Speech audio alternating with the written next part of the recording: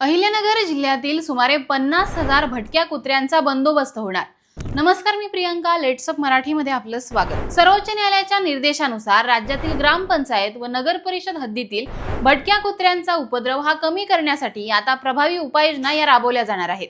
या अंतर्गत नगरपालिका हद्दीमध्ये पालिका यंत्रणा तर ग्रामीण भागात ग्रामपंचायतीची यंत्रणा भटके कुत्रे पकडून ते पशुसंवर्धन विभागाकडे सोपवणार आहेत। पशुसंवर्धन विभाग या कुत्र्यांचं निर्बीजीकरण करून त्यांना पुन्हा संबंधित यंत्रणांच्या ताब्यात देणार आहे। अहिल्यानगर जिल्ह्याच्या ग्रामीण भागातील सुमारे 50,000 कुत्रे पकडून त्यांना जंतनाशक आणि रेबीज विरोधी लस देण्यासोबतच त्यांचं खच्चीकरण करून पुन्हा मूळ जागी त्यांना सोडण्यात येईल।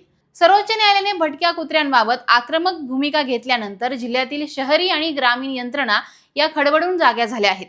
या मोहिमेमध्ये पकडलेले कुत्रे हे 4 ते 5 दिवस शेल्टर हाऊसमध्ये म्हणजेच निवारा केंद्रामध्ये ठेवले जातील। तिथे पशुसंवर्धन विभागाचे डॉक्टर हे विशेष केंद्र उभारून या कुत्र्यांवर निर्बीजीकरणाची शस्त्रक्रिया करतील। शस्त्रक्रियेपूर्वी त्यांना जंतनाशक आणि त्यानंतर रेबीज विरोधी लस दिली जाईल। शस्त्रक्रियेनंतर काही दिवस पशुसंवर्धन विभागाच्या देखरेखीखाली ठेवून हे कुत्रे पुन्हा पालिका किंवा ग्रामपंचायतींकडे सोपवले जातील। जानेवारी महिन्यापासून जिल्हा परिषद आणि राज्य पशुसंवर्धन विभागाकडून याचं नियोजन सुरू होतं। कुत्रे पकडणे आणि त्यांच्यावर शस्त्रक्रिया करण्यासाठी नाशिक आणि नंदुरबार येथील संस्था या निश्चित करण्यात आल्या आहेत। शहरी भागांमध्ये भटक्या कुत्र्यांचं निर्बीजीकरण करण्याची जबाबदारी ही पालिकेची तर ग्रामीण भागात ही जबाबदारी ग्रामपंचायतींवर सोपवण्यात आली आहे। या दोन्ही यंत्रणांनी पकडलेल्या कुत्र्यांवर शस्त्रक्रिया करण्याचं मुख्य काम हे पशुसंवर्धन विभाग सांभाळणार आहे। अहिल्यानगर जिल्ह्यातील काही शहरी भागामध्ये कुत्रे पकडून त्यांच्यावर खच्चीकरण करण्याची प्रक्रिया ही आधीच सुरू झालेली आहे। मात्र आतापर्यंत किती कुत्र्यांवर शस्त्रक्रिया झाली याची अधिकृत आकडेवारी उपलब्ध झालेली नाही। या मोहिमेला गती देण्यासाठी अहिल्यानगर जिल्ह्यामध्ये दक्षिण भागात 2 आणि उत्तर भागात 2 अशी एकूण 4 शेल्टर हाऊस उभारण्यात येणार आहेत।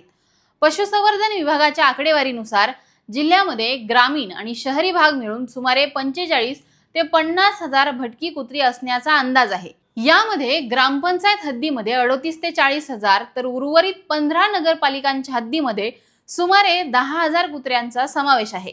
कुत्र्यांमुळे त्रस्त अहिल्यानगर जिल्ह्याच्या ग्रामीण भागात सध्या एकीकडे बिबट्याची दहशत तर दुसरीकडे भटक्या कुत्र्यांचा सुळसुळाट यामुळे नागरिक आणि शासकीय यंत्रणा या हैराण झाल्या आहेत।